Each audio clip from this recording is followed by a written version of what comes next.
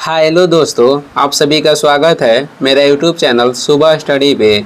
आज हम लोग पढ़ेंगे जो एडोटेरिया का 7500 प्लस एमसीक्यू बुक है उसका ये डिस्कशन सेट रहेगा 95। तो चलिए देखेंगे। इसमें पहला क्वेश्चन हो जाएगा। पहला क्वेश्चन है, संविधान के किस अनुच्छेद के तहत राष्ट्रपति को संसद का संयुक्त अधिवेशन बुलाने का अधिकार है? तो ये किस अनुच्छेद के तहत? तो ये बुलाते हैं अनुच्छेद 108 के तहत। ऑप्शन हो जाएगा बी। अभी तक संयुक्त अधिवेशन जो है 3 बार बुलाया गया है। पहली बार 1961 में, दूसरी बार 1978 में और तीसरी बार बुलाया गया 2002 में।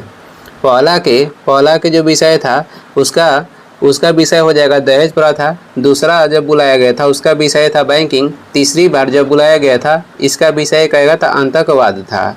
संयुक्त अधिवेशन ये भारत में लिया गया है ऑस्ट्रेलिया के संविधान से, जिसे बुलाते हैं राष्ट्रपति और इसका अध्यक्षता करता है लोकसभा के अध्यक्ष। धन विधेयक की परिभाषा किस अनुच्छेद में है? अनुच्छेद 110 में है। धन विधेयक जो है ये केवल लोकसभा में पेश किया जाता है। आगे बढ़ते हैं। 2 नंबर क्वेश्चन हो जाएगा, निम्नलिखित में कौन भारत के राष्ट्रपति के चुनाव में निर्वाचक मंडल के सदस्य नहीं होते हैं? राष्ट्रपति के जो चुनाव में निर्वाचक मंडल होते हैं इसमें कौन शामिल नहीं होते हैं? तो इसमें से शामिल नहीं होते हैं राज्य विधान परिषद के निर्वाचित सदस्य। ऑप्शन हो जाएगा डी। बाकी शामिल होने वाले हो जाएंगे लोकसभा के निर्वाचित सदस्य, राज्यसभा के निर्वाचित सदस्य और राज्य विधानसभा के निर्वाचित सदस्य। ये शामिल नहीं होते हैं। ये होते हैं शामिल। कौन शामिल नहीं होते हैं? तो ऑप्शन हो जाएगा डी। यानी कि राष्ट्रपति के निर्वाचक मंडल में राज्य विधान परिषद के निर्वाचित सदस्य शामिल नहीं होते हैं। भारत के एक राष्ट्रपति होंगे, इसका उल्लेख अनुच्छेद 52 में किया गया है। 53 में क्या है? तो जो केंद्र की शक्ति है ये राष्ट्रपति में निहित होगी, 53 में है। राष्ट्रपति के निर्वाचन का उल्लेख अनुच्छेद 54 में है। राष्ट्रपति के जो चुनाव की प्रक्रिया है जो कि ये लिया गया है, राष्ट्रपति के चुनाव की प्रक्रिया आयरलैंड से लिया गया है, तो चुनाव प्रक्रिया अनुच्छेद 55 में है। और उनकी अवधि कितनी साल की होगी इसका उल्लेख 56 में है। योग्यता क्या होगा इसका उल्लेख 58 में है। शपथ अनुच्छेद 60 के तहत लेते हैं। क्षमादान कर सकते हैं अनुच्छेद 72 के तहत। महाभियोग लगाया जाता है अनुच्छेद 61 के तहत। आगे बढ़ते हैं। अगला क्वेश्चन हो जाएगा 3 नंबर क्वेश्चन है, नीति निर्देशक तत्व के संबंध में गलत कथन को चुनिए। तो इसमें से राज्य के जो नीति निर्देशक तत्व है इसमें गलत कथन आपको चुनना है। संविधान के भाग 4 में इसका उल्लेख है, ये तो सही है। आयरलैंड के संविधान से ग्रहण किया गया है, ये भी सही है। डॉक्टर अंबेडकर ने इसे संविधान की अनोखी विशेषता कहा था, ये भी सही है। इन्हें लागू करने के लिए न्यायालय में लिया जा सकता है, यही गलत है। जो राज्य के नीति निर्देशक तत्व है ये न्यायालय योग्य नहीं है, तो इसमें से गलत हो जाएगा ऑप्शन डी। इसका उल्लेख कहेगा तो अनुच्छेद 36 से 51 तक है। आगे बढ़ते हैं। अगला क्वेश्चन हो जाएगा 4 नंबर क्वेश्चन है, किस समिति ने पंचायतों को आर्थिक रूप से आत्मनिर्भर बनाने की सिफारिश की? तो पंचायतों को आर्थिक रूप से आत्मनिर्भर बनाने की सिफारिश कौन सी समिति की थी? तो ये समिति हो जाएगा एल.एम. सिंघवी समिति। ऑप्शन हो जाएगा सी। एल.एम. सिंघवी समिति का जो गठन हुआ था 1986 में हुआ था। बलवंत राय मेहता समिति गठन 1957 में हुआ था। अशोक मेहता समिति गठन कहेगा तो 1977 में हुआ था। और ये पंचायती राज में टैक्स लगाने की सिफारिश भी की थी।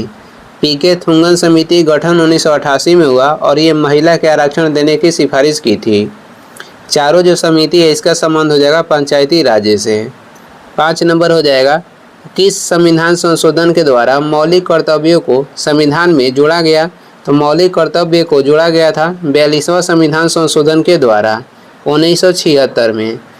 10 मौलिक कर्तव्य को इसके साथ जोड़ा गया था। 11वां मौलिक कर्तव्य को जोड़ा गया था 86वां संविधान संशोधन 2002 के तहत।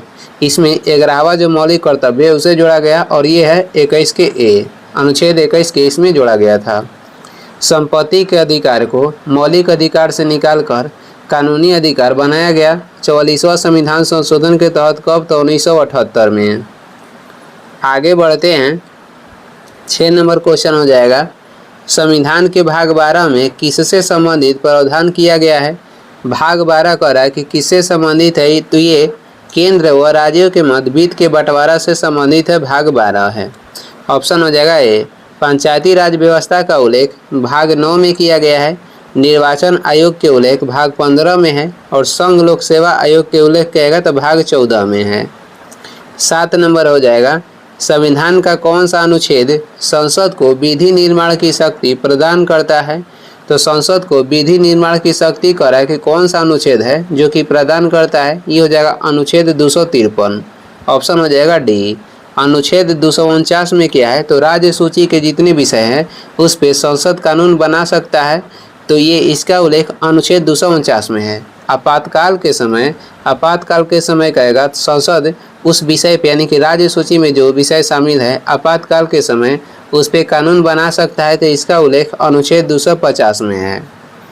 आगे बढ़ेंगे, 8 नंबर क्वेश्चन हो जाएगा, केशवानंद भारती बनाम केरल राज्यवाद जो कि 1973 में हुआ था में दिए गए किस निर्णय को सर्वोच्च न्यायालय के सबसे महत्वपूर्ण निर्णयों में से एक माना जाता है? यानी कह रहा है केशवानंद भारती बनाम जो कि केरल राज्य में दिए गए किस निर्णय को सर्वोच्च न्यायालय के सबसे महत्वपूर्ण निर्णयों में से एक माना जाता है?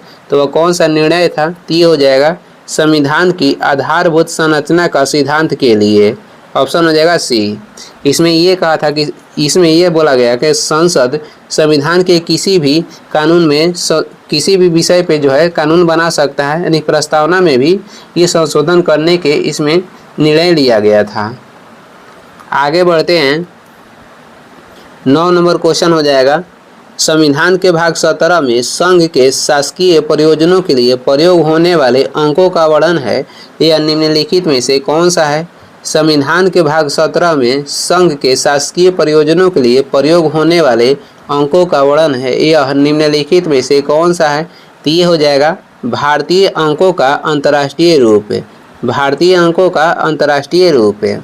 भाग 17 जो है ये राजभाषा से संबंधित है, इसका उल्लेख कहेगा तो अनुच्छेद 343 से लेकर 351 तक है। राजभाषा आयोग के गठन कहेगा तो 1955 में हुआ था, जिसका पहला अध्यक्ष कहेगा तो बीजी खरे थे। 10 नंबर हो जाएगा, राज्यपाल के संबंध में गलत कथन को चुनिए। तो बारी बारी राज्यपाल के बारे में हम लोग देखते हैं। वेतन जो है राज्य के संचित निधि से दिया जाता है, ये तो सही है। जो राज्यपाल के वेतन है ये राज्य के संचित निधि से दिया जाता है, सही है। वेतन भारत के संचित निधि से दिया जाता है, ये तो गलत है, क्योंकि जो इनका वेतन है ये राज्य के संचित निधि से दिया जाता है। इनका पेंशन जो है राज्य के संचित निधि से दिया जाता है, ये गलत है। इनका पेंशन भारत के संचित निधि से दिया जाता है, ये सही है। राज्यपाल को कहेगा वेतन किससे मिलता है? तो राज्य के संचित निधि से। वही पेंशन कहेगा तो भारत के संचित निधि से।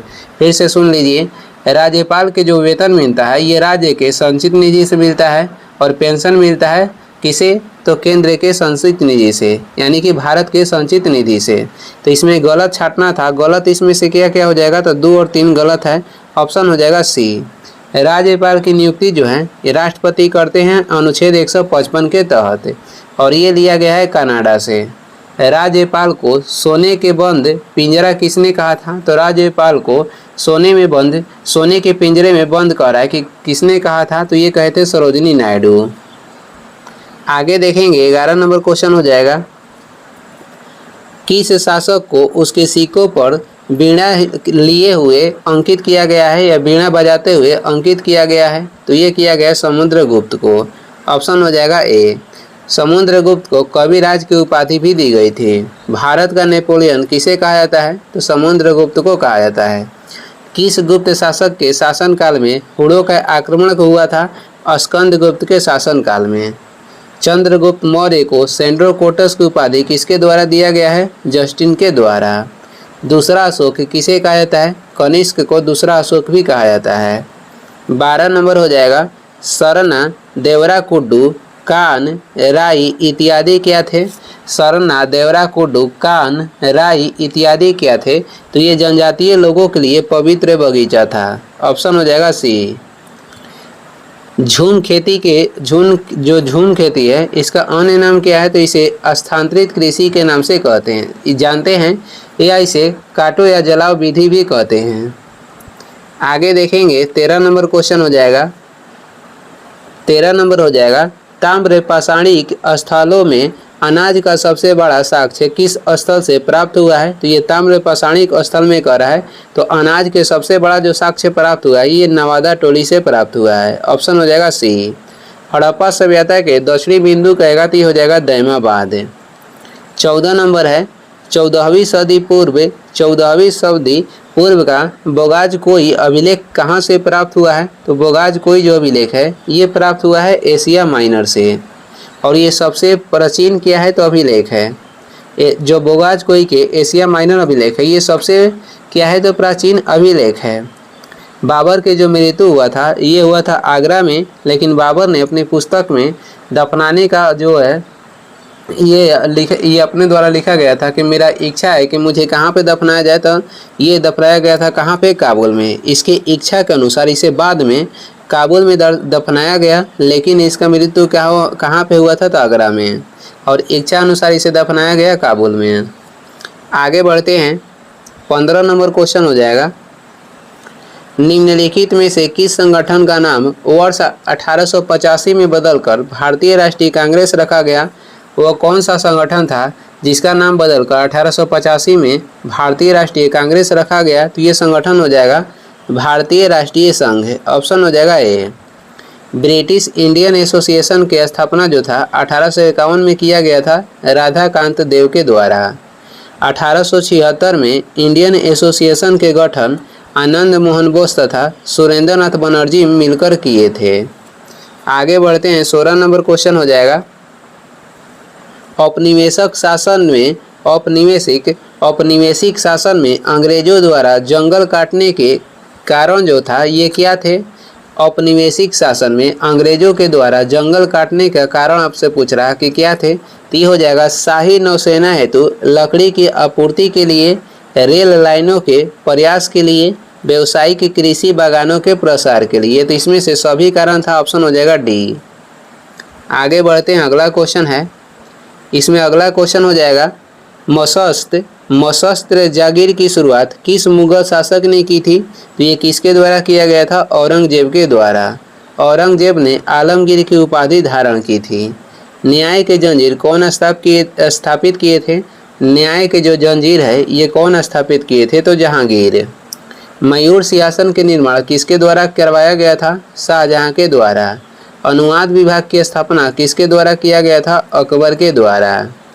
18 नंबर हो जाएगा, फतवा-ए आलमगीरी मुस्लिम कानूनों का एक संकलन निम्नलिखित में से किस शासक के शासनकाल में लिखा गया था?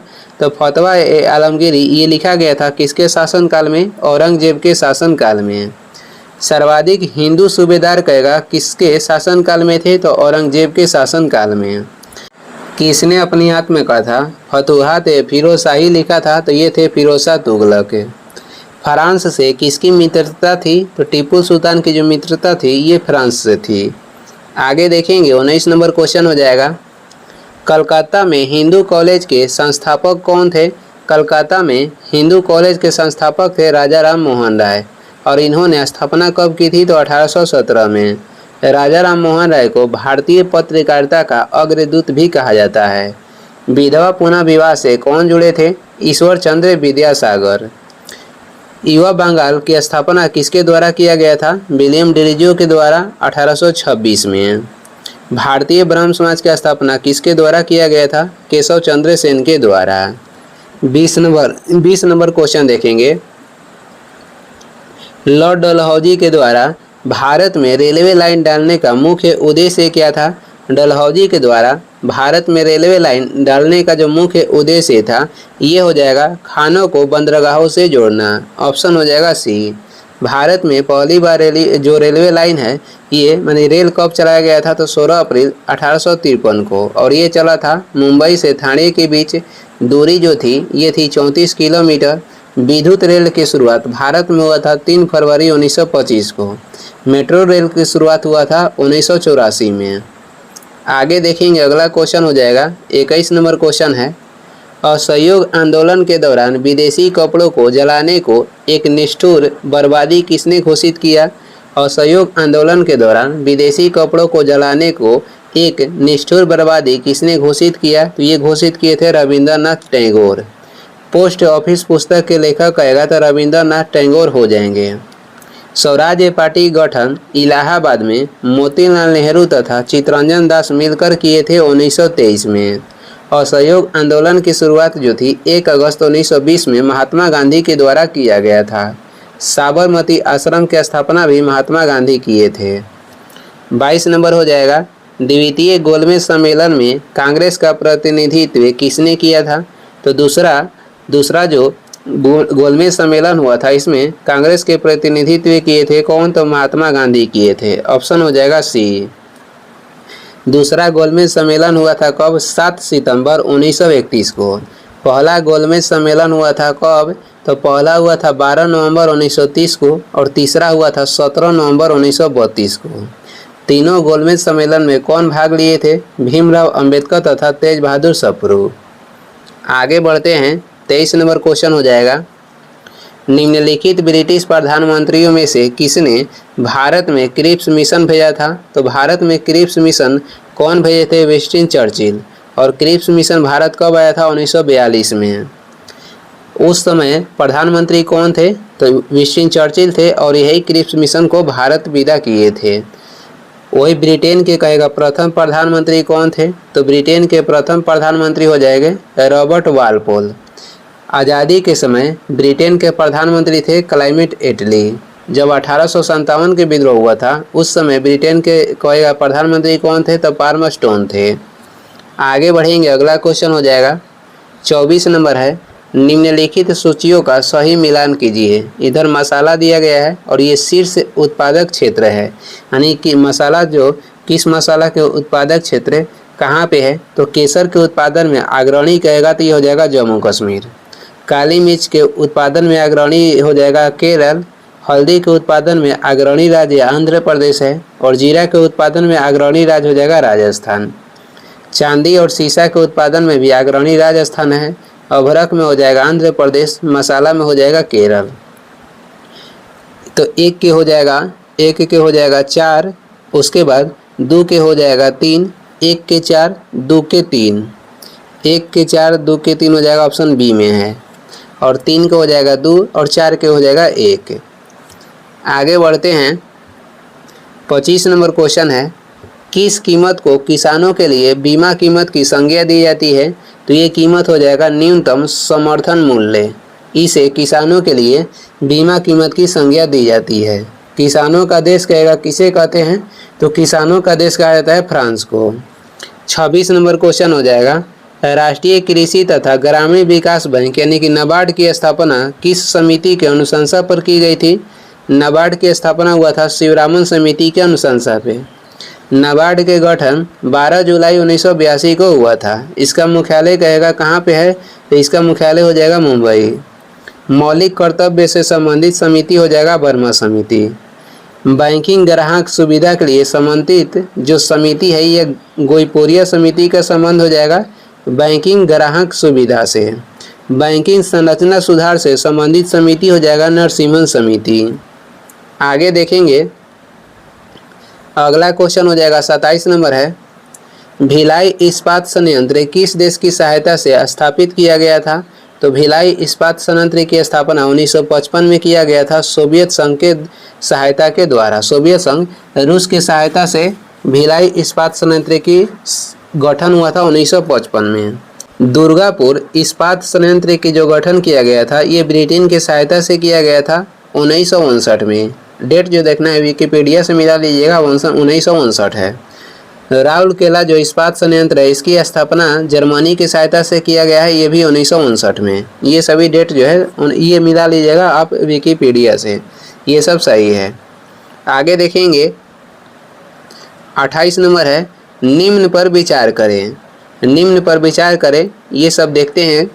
गर्म और शुष्क जलवायु, हल्की और गीली सर्दी, सदाबहार ओक के पेड़। और ये आपको बताना है कि उपरोक्त भौगोलिक विशेषताएं निम्नलिखित में से किस क्षेत्र की विशेषताएं हैं, यानी जो विशेषताएं दी गई है ये किसके बारे में कह रहा है कि गर्म और शुष्क जलवायु है, हल्की और गीली सर्दी होता है, सदाबहार ओक के पेड़ होते हैं। तो ये किसके बारे में कहा गया है? ये कहा गया है भूमध्य सागरीय जलवायु के बारे में। ऑप्शन हो जाएगा ए। कोई व्यक्ति भूमध्य रेखा से ध्रुव की ओर बढ़ेगा तो क्या होता है? कोई व्यक्ति जो है भूमध्य रेखा से ध्रुव की ओर बढ़ता है तो देशांतर के बीच की जो दूरी है उसमें कमी आती है। आगे देखेंगे, अगला क्वेश्चन हो जाएगा, आगे है निम्नलिखित में कौन एक सही सुमेलित नहीं है? तो देखते हैं, बड़ा लाचा दर्रा जो है हिमाचल प्रदेश में है, ये तो सही है। शिवकिला दर्रा ये भी हिमाचल प्रदेश में है, ये भी सही है। माना दर्रा कहेगा तो ये सिक्किम में नहीं है, ये है उत्तराखंड में। माना दर्रा उत्तराखंड में है तो इसमें गलत यही हो जाएगा। जेलेपला दर्रा कहाँ पे है? तो ये सिक्किम में है, ये भी सही है, तो इसमें गलत छाटना था। माना दर्रा सिक्किम में नहीं उत्तराखंड में है। एक रोहतांग दर्रा भी हिमाचल प्रदेश में है। आगे देखेंगे, 30 नंबर क्वेश्चन हो जाएगा, नामचा बरवा हिमालय के किस श्रेणी में स्थित है?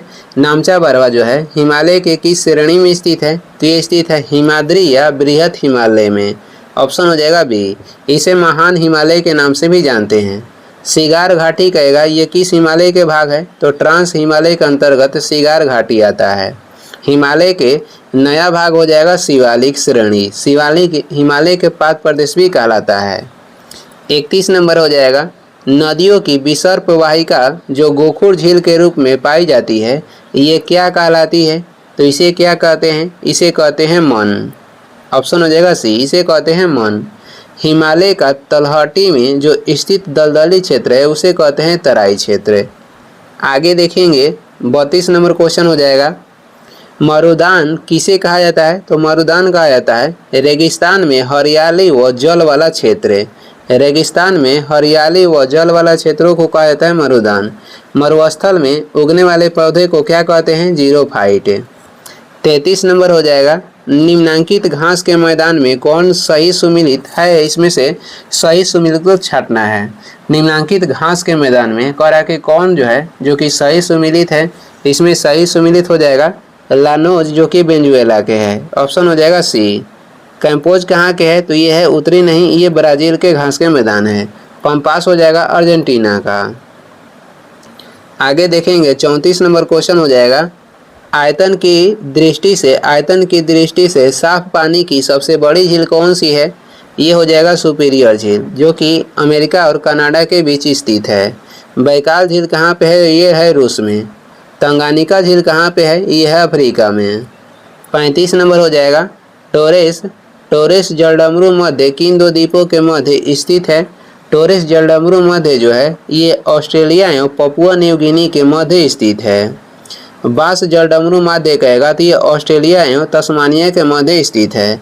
मलाक्का जलडमरू मध्य ये इंडोनेशिया एवं मलेशिया के मध्य स्थित है। आगे बढ़ेंगे, अगला हो जाएगा, फाइबर ऑप्टिक्स किस सिद्धांत पे कार्य करता है? फाइबर जो ऑप्टिक्स है ये किस सिद्धांत पे कार्य करता है? संपूर्ण आंतरिक परावर्तन पे। ऑप्शन हो जाएगा सी।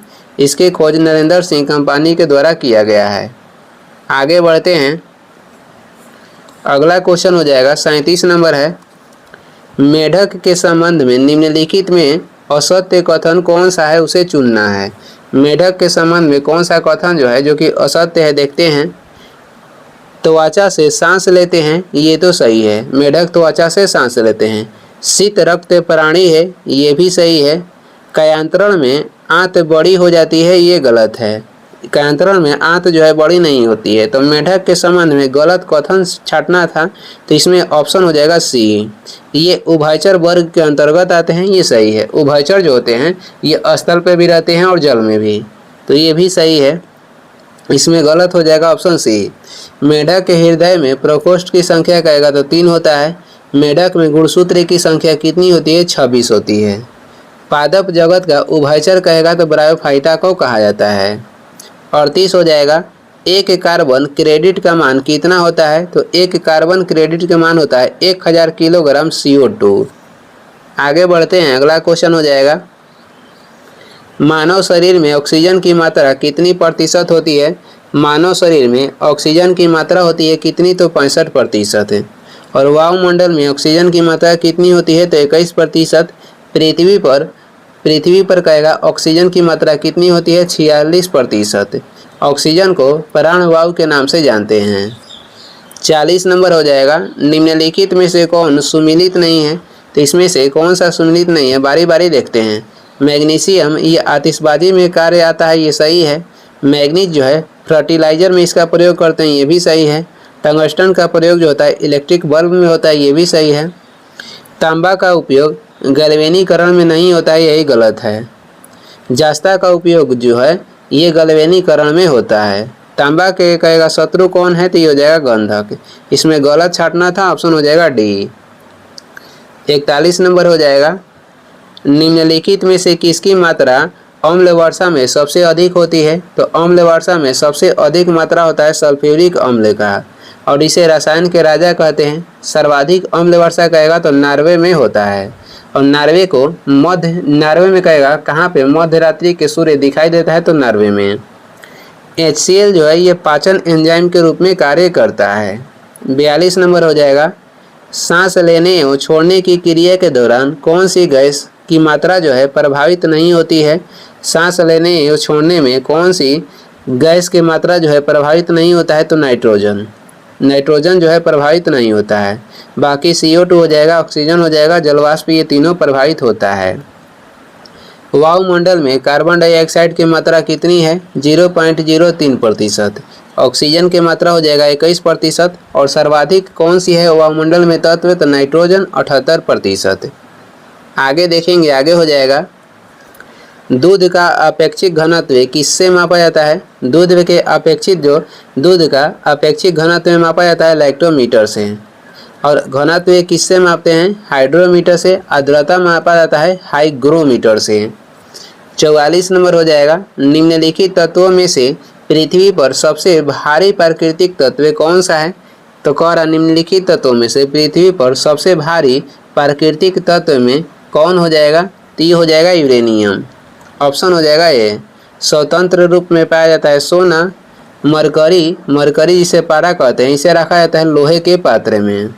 इसका परमाणु क्रमांक हो जाएगा 80, और इसकी संकेत होता है Hg। न्यूलैंड ने जो अष्टक नियम दिए थे, न्यूलैंड के अष्टक नियम ये कैल्शियम तक ही लागू होता है। 45 नंबर हो जाएगा, निम्नलिखित में से कौन तना का उदाहरण नहीं है? तो इसमें तना का उदाहरण नहीं है कौन? शकरकंद है। शकरकंद ये किसका उदाहरण है? तो जड़ का। शकरकंद, मूली, गाजर, ये सभी किसका उदाहरण है? जड़ का। तना के उदाहरण हो जाएगा आलू, गन्ना तथा अदरक। आगे बढ़ते हैं, 46 नंबर हो जाएगा, अमाशय तथा क्षुद्रांत द्वारा यकृत में पोषण युक्त रक्त पहुंचती है, उस वाहिका का नाम क्या है? कह रहा है कि अमाशय तथा क्षुद्रांत द्वारा यकृत में पोषण युक्त रक्त जो पहुंचाती है उस वाहिका का नाम क्या है? तो उस वाहिका का नाम हो जाएगा यकृत प्रवेश द्वार शिरा। यकृत प्रवेश द्वार शिरा हो जाएगा। आगे देखेंगे, अगला क्वेश्चन हो जाएगा, और ये देख लीजिएगा कि जो अशुद्ध रक्त बहती है ये शिरा में बहती है, और जो शुद्ध रक्त बहता है ये बहता है धमनी में। 47 नंबर क्वेश्चन है, मलेरिया से प्रभावित होने वाला जो अंग है ये कौन सा है?